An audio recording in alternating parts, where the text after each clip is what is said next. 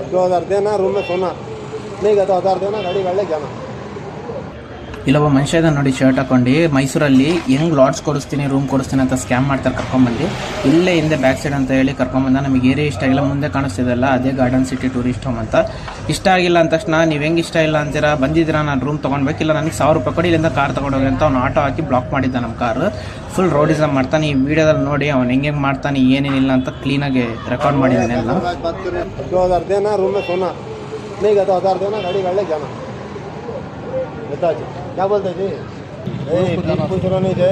नहीं अब नहीं रहते, अब नहीं रहते, अब नहीं रहते.